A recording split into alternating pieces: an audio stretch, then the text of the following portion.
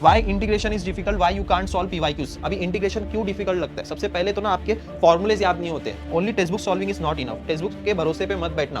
PYQs जब तक नहीं सॉल्व करोगे मैथ्स में उतना अच्छा स्कोर नहीं आएगा आपका। ये चीज ना आप डेफिनेटली फॉलो करो, देखो आपके अंदर खुद के अंदर इंप्रूवमेंट देखने को मिलेगा। मैथ्स में ऐसा नहीं है कि आप स्कोर नहीं कर सकते हो, मैथ्स में आप 80+ इजीली स्कोर कर सकते हो, बिकॉज बहुत सारे ऐसे स्कोरिंग टॉपिक्स आपको देखने को मिलेंगे। Hi everyone, this is Sameer, welcome to this 21 days challenge series. 21 days challenge series का आज हमारा डे 12 है और इस वीडियो में हम लोग डे 12 के टारगेट को हम लोग डिस्कस करने वाले हैं। एज वेल एज इस वीडियो में आप सभी स्टूडेंट्स को मैं ये भी एक्सप्लेन करूंगा कि आपको मैथ्स को जो है सीईटी के लिए कैसे प्रिपेयर करना है। बहुत सारे ऐसे स्टूडेंट्स हैं जिनको मैथ्स बिल्कुल नहीं पसंद है।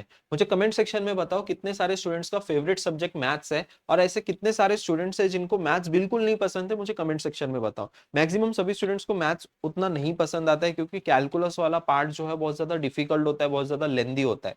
लेकिन उन सभी स्टूडेंट्स को मैं बताऊं, जो भी स्टूडेंट्स इस बार सीईटी एग्जाम दे रहा है या फिर अगर आप सोच रहे हो इसी साल आप इंजीनियरिंग में एडमिशन लेने का, उन सभी स्टूडेंट्स को मैं वीडियो के स्टार्ट में ही बता देता हूँ कि आप सभी स्टूडेंट्स को मैथ्स जो है, स्पेशली जो कैलकुलस वाला पार्ट है, वो सेमेस्टर 4 तक रहने वाला है। और बहुत सारे स्टूडेंट्स को उसमें केटी लग जाती है। अगर आपका ना फाउंडेशन ही नहीं क्लियर है, अगर आपके बेसिक्स ही नहीं क्लियर है ना, तो इंजीनियरिंग में बहुत ज्यादा डिफिकल्टीज आने वाली है। तो इसीलिए जो है मैथ्स बहुत ज्यादा इंपॉर्टेंट है अभी आप सभी स्टूडेंट्स के लिए। और सेकेंड मेन रीजन जो है, मैथ्स 100 मार्क्स के लिए आता है सीईटी एग्जाम में। अगर आप देखोगे फिजिक्स और केमिस्ट्री सिर्फ 50-50 मार्क्स का है, लेकिन मैथ्स आपका 100 मार्क्स के लिए आएगा। अगर आपको एक अच्छे टॉप कॉलेज में जाना है ना, तो मैथ सब्जेक्ट आपको बहुत स्ट्रांग बनाना पड़ेगा। एक मैथ सब्जेक्ट से जो है ना, आप काफी हाई जंप मार सकते हो कॉलेजेस के लिए। ठीक है, टीयर 2 से डायरेक्ट आप टीयर 1 कॉलेजेस के लिए भी आप जंप कर सकते हो। तो अभी आपको मैथ्स कैसे प्रिपेयर करना है हम लोग डिटेल में डिस्कस करेंगे। आपको मैं कुछ स्ट्रेटजी बताऊंगा, कुछ मैं आपको टिप्स दूंगा कि आप जिससे जो है ना मैक्सिमम आपका स्कोर हो जाए सीईटी एग्जाम में। ठीक है, वीडियो को हम लोग स्टार्ट करते हैं। व्हाट्सएप ग्रुप ज्वाइन कर लेना जिसने अभी तक नहीं ज्वाइन किया। एंड यस, टारगेट के बारे में आप अपडेट कर देना, आपने डे 11 का टारगेट कंप्लीट किया नहीं किया। एंड सबसे मोस्ट इंपॉर्टेंट, कल हमारा जो है second full length test conduct होने वाला है राइजिंग एजुकेशन ऐप पे। जिसने भी अभी तक नहीं डाउनलोड किया, डाउनलोड कर लो। और जिनका भी स्कोर 50-60 आ रहा था, अभी आप सभी स्टूडेंट्स का स्कोर इंप्रूव करना है, because competition day by day increase हो रहा है। सारे स्टूडेंट्स की प्रिपरेशन जो है डेली, उन लोग जो है अपना सिलेबस को कवर कर रहे हैं। एंड वो सारे स्टूडेंट्स का भी काफी इंप्रूवमेंट हो रहा है, तो आप सभी स्टूडेंट्स का भी इंप्रूवमेंट होना बहुत ज्यादा जरूरी है। तो सेकेंड फुल लेंथ टेस्ट में आपको एटलीस्ट ट्राई करना है कि 80 मार्क्स तक जो है आप टच कर सको। ठीक है, अभी सेकेंड फुल लेंथ टेस्ट में 80 मार्क्स तक अगर आपने अच्छा खासा स्कोर कर लिया ना, तो ये अच्छा ही स्कोर है। धीरे धीरे और ग्रेजुअली स्कोर हमारा जो है इंप्रूव होते जाएगा।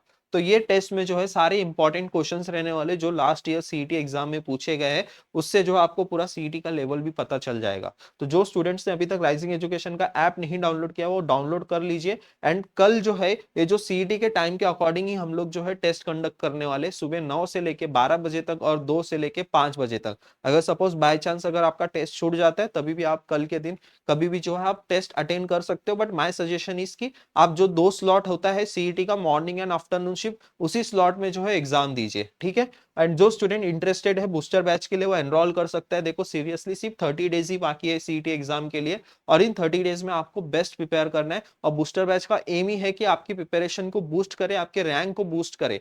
तो यहाँ पे आप सभी स्टूडेंट्स को ऐसे कंटेंट देखने को मिलेंगे जिससे जो है आप सीईटी एग्जाम में काफी अच्छे परसेंटाइल स्कोर कर सकते हो। लास्ट 2024 के 16 शिफ्ट के पेपर्स आपको यहाँ पे मिल रहे हैं, विद डिटेल सॉल्यूशंस आपको मिल रहे हैं, चैप्टर वाइज मॉक टेस्ट आपको मिल रहे हैं, 2023 के पेपर्स आपको मिल रहे हैं, 2022 के पेपर्स आपको मिल रहे हैं। इससे ज्यादा और करने की जरूरत नहीं है। आप यहाँ पे 6000 क्वेश्चंस आपको मिल रहे हैं विद डिटेल सॉल्यूशंस। अगर आपने उतना भी प्रैक्टिस कर लिया, मोर देन इनफ है। आप 150 क्वेश्चंस अपने शिफ्ट के पेपर्स के अच्छे से सॉल्व कर लोगे। ठीक है, बैच की प्राइस जो है वो अभी तक सेम ही है, 499 रुपीज। 499 रुपीज में आप एनरोल कर सकते हो। ठीक है, आज के टारगेट के बारे में हम लोग डिस्कस कर लेते हैं। आज से जो है हम लोग मैथ्स को ही ज्यादा फोकस करने वाले हैं। ठीक है, 2 से 3 दिन हम लोग सिर्फ मैथ्स ही पढ़ने वाले, क्योंकि आज हम लोग कैलकुलस स्टार्ट करने जा रहे हैं। तो सबसे पहला जो है आपको डिफरेंशिएशन ये चैप्टर पढ़ना है। सेकेंड, एप्लीकेशन ऑफ डेरिवेटिव, ये चैप्टर प्रिपेयर करना है। ये दोनों के दोनों चैप्टर काफी इंपॉर्टेंट है। अगर आपने ये 2 चैप्टर नहीं अच्छे से प्रिपेयर किया ना, तो आगे के चैप्टर्स आपके प्रिपेयर नहीं होंगे। यहाँ पे थोड़ा सा मैं आपको एक्सप्लेन करने का ट्राई करता हूँ। देखो, अगर आप आज अच्छे से जो है डिफरेंशिएशन प्रैक्टिस करते हो, तो एप्लीकेशन ऑफ डेरिवेटिव्स जो है इजीली आप स्कोर कर लोगे, वहां से क्वेश्चंस आपके सॉल्व हो जाएंगे। ठीक है, देन उसके बाद देखो, अगर आपने ये 2 चैप्टर अच्छे से कर लिया ना, तो ये चैप्टर में आपको जो है डिफिकल्टीज नहीं आएगी। क्यों नहीं आएगी? क्योंकि इसी का एंटी डेरिवेटिव को ही इंटीग्रेशन कहते हैं हम लोग।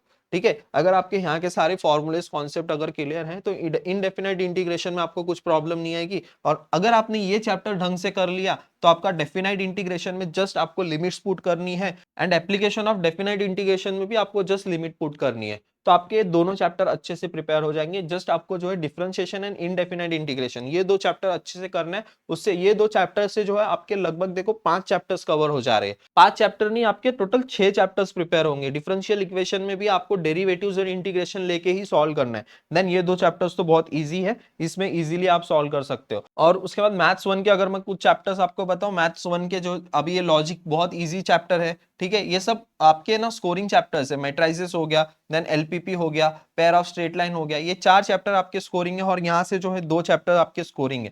बाकी सारे चैप्टर्स भी आप प्रिपेयर कर सकते हो। ठीक है, अभी मैथ्स क्यों इंपॉर्टेंट है, सबसे पहला रीजन तो मैंने आप सभी स्टूडेंट्स को दे दिया कि सेमिस्टर 4 तक जो है, सेम 4 तक आपको जो है ये मैथ्स आपको पीछा नहीं छोड़ने वाला है। सेकेंड जो है इसके लिए 100 मार्क्स है।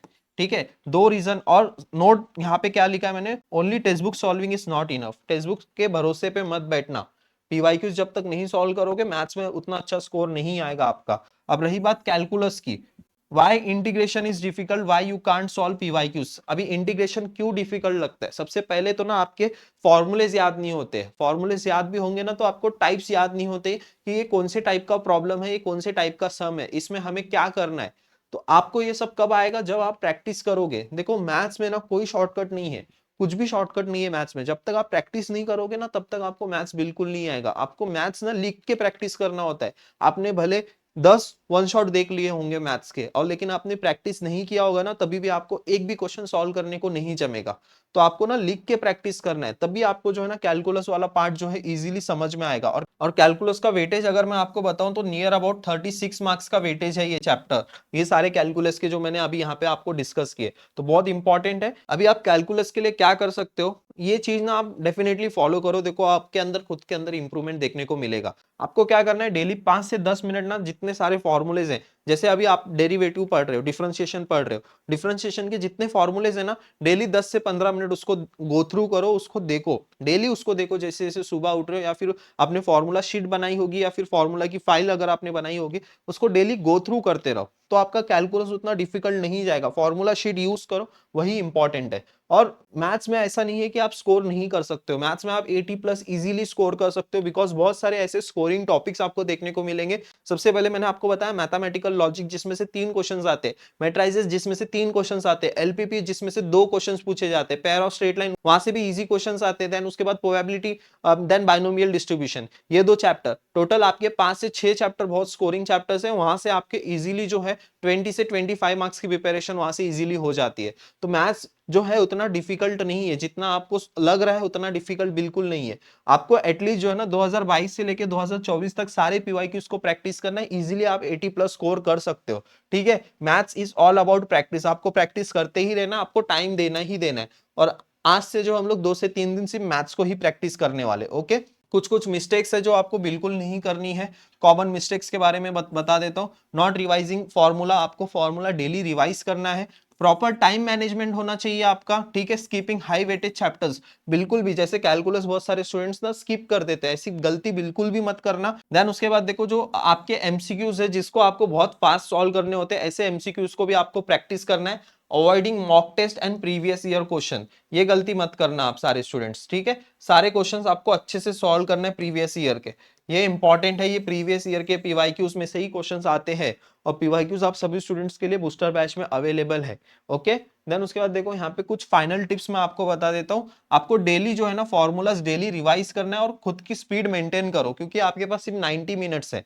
ठीक है, और कुछ कुछ ऐसे क्वेश्चंस होते हैं जो बहुत लेंदी भी हो जाते हैं। एटलीस्ट आपको जो है ना 2000 से प्लस एमसीक्यूज को प्रैक्टिस करना पड़ेगा इधर, क्योंकि बहुत अभी कैलकुलस के क्वेश्चन से इतने सारे क्वेश्चंस आपको देखने को मिलेंगे, बहुत सारे क्वेश्चंस आपको देखने को मिलेंगे। मैं चैप्टर वाइज वेटेज एनालिसिस में मैं आपको बताऊंगा 2024 में कैलकुलस में से टोटल क्वेश्चंस कितने आए।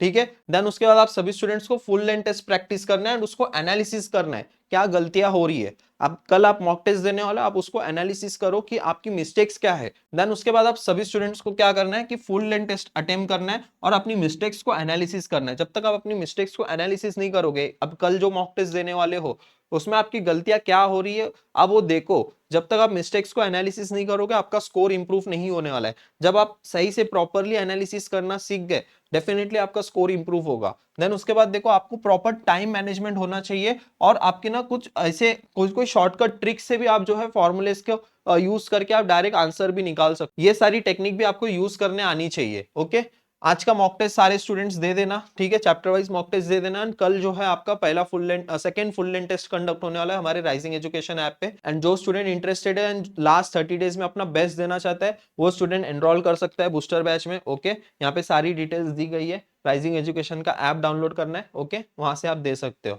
आज के टारगेट के लिए all the very best, thank you so much, मिलते हैं फिर नेक्स्ट वीडियो में।